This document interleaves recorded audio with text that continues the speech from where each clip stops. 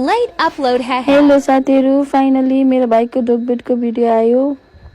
हिजो पानी परेको भएर आज चाहिँ खुइरो लागिरहेको थियो, चिसो चिसो मौसम थियो। हामी चाहिँ चिया खाएर सब सामान रेडी भएको थियो। अनि साइपबाट त हिजो नै रेडी गरिसकेको थियौँ।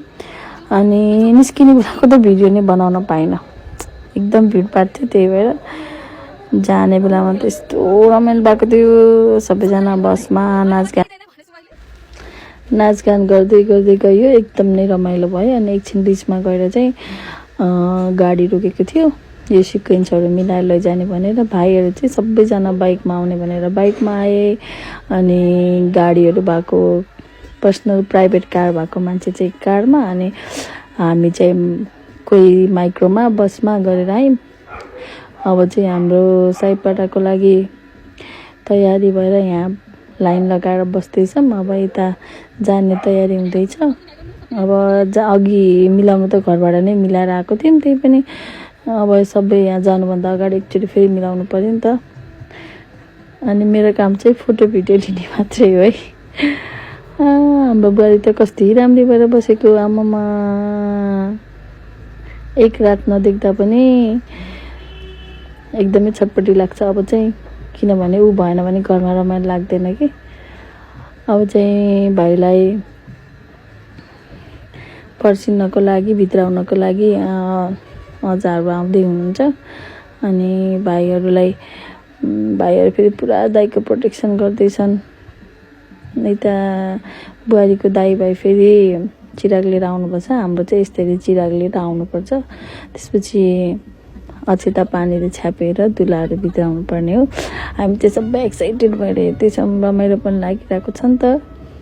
यो भाइको दोस्रो पटक हो नि त, त्यही भएर पहिला पटक त हामीले सबै फङ्सनहरू हाम्रो घरतिर नै गरिहाल्यौँ। अब यो चाहिँ दोस्रो पटक चाहिँ बुहारीको माएर गर्दा झन् नै रमाइलो भएको छ। बुहारीलाई त अब एकदम लाज लागेको छ अरे। अब लाज लागे पनि के गर्नु होइन, अब गर्नु त परिहाल्यो। हामीलाई चाहिँ एकदम रमाइलो भएको छ, दुईचोटि आउन पाइ खुसी लागेको छ। अब बुहारी चाहिँ कस्तो राम्रो देखेछ ल, हेर्नु साथीहरू। अब भाइको जल राखेर करुवामा घुम्दै छिन् मेरी बुहारी। यो बेलामा त एकदमै रमाइलो भएको थियो। सबसे बिहेमा इन्जोय गरेको मोमेन्ट नै यही हो। अब उनीहरूलाई चाहिँ एकदम लाज लागेको छ, किनभने उनीहरूले पहिला वर्ष पनि यस्तै गरेको थियो नि त। त्यही भएर सबसे रमाइलो पल भनेको चाहिँ माला लगाउने बेलामा। ल हाम्रो बुहारीको दाइ भाइहरूले त उठाइहाल्नु भयो, मेरो भाइहरू पनि केही कम ल आफ्नो दाइलाई उठाइहाले। कस्तो रमाइलो भइरहेको थियो यो बेलामा। बिचरा तर मेरो बुहारी चाहिँ कस्तो नर्भस भएको थियो। हामीलाई त देखेर एकदम रमाइलो लागेको थियो। ऊ चाहिँ बिचरा गाह्रो पनि भएको थियो होला, त्यही भएर होला। ल यो पालि त ठिकै भयो, नेक्स्ट टाइम यस्तो नगर्ने ल भन्यो। यो माला लगाउने बेलामा बुहारीले त झ्यापझुप लगाइहालिन् मेरो भाइलाई। अब फेरि मेरो भाइको पालोमा चाहिँ फेरि त्यही ये बिचरा। तर जोस् एकदमै धेरै रमाइलो भयो, नाचगान गरियो।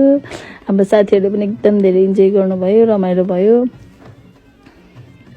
यसो जानी नजानी सबैजना नाचियो। अब बिहे भनेको त्यही त हो नि, रमाइलो गर्ने, नाचगान गर्ने, खाइपी गर्ने। सबैजनाले बिहे चाहिँ इन्जोय गरियो। आजको दिन चाहिँ घामै नलागिकन गयो, हल्का घाम लागेन जस्तो भएको थियो, तर लाग्दै लागेन, यत्तिकै गयो। हामी चाहिँ एकछिन नाचगान गऱ्यौँ।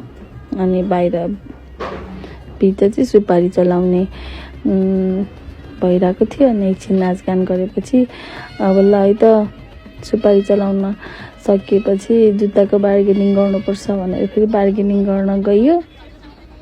भाइको सालीसँग एकछिन मजाक गरियो। एउटा यो रसम हो, गर्नु पर्यो नि त। अब विकृति फैलाउनु चाहिँ भएन, जे समाजको परम्परा चाहिँ जोगाइराख्नु पर्यो। अनि हाम्रो सबै कुरा मिलेर बुहारीको बिदाई गरेर फर्किँदैछौँ। घरमा पुगेपछि पनि यस्तो रमाइलो भएको थियो। रतौलीहरूलाई त नाच्नै दिएन बाजाले। अनि बाजा गएपछि फेरि रतौली भइहाल्यो। फेरि रतौली सकेपछि हाम्रो सुरु भयो। कोही खाने, कोही माथि नाच्ने, कोही तल नाच्ने। ल है त साथी, जियोस् हामीले बिहाको चाहिँ एकदम इन्जोय गरियो। बाई।